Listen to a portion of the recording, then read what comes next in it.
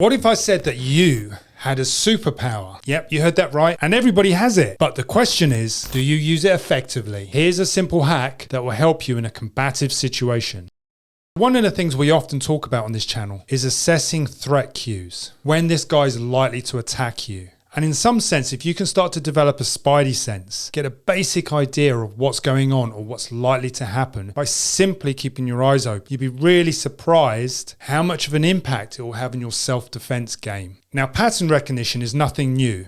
You see it in combat sports all the time. In a typical combative situation, you can pick up patterns of attack. For example, someone might throw a jab and a cross followed by a hook. Very basic. But if this is thrown in repetition, it becomes a pattern of movement. And better yet, if it's coupled with other actions, maybe stepping to the side, stepping back, it tends to give away a clear pattern of attack. So one way to spot patterns of behavior is very simple. You use a 1, 2, 3 rule. 1 is where you observe the behavior. You see what's happening and you make notes of it. 2 is where you see it again, but this time you consider it a coincidence. But 3, when it happens on the third occasion, is clearly a pattern of behavior. It's not coincidence, it's not by chance, and it didn't just happen. So armed with that skill, that means you can preempt your attacker. It may be the case that the bad guy looks at you from afar, and then he looks away. Then he looks at you again. Then he looks away. Then he looks at you for a third time. That's a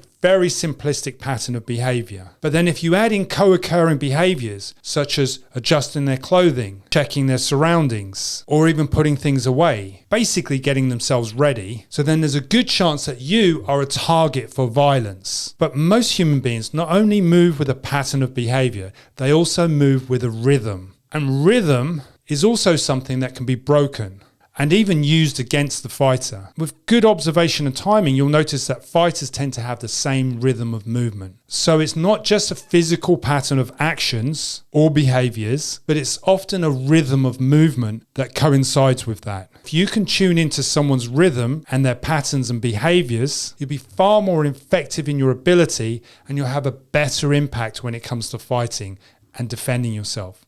And it doesn't matter whether you're fighting in the street, in the ring, or in the gym.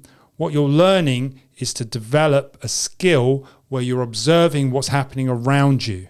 Understanding patterns of behavior is a double-edged sword.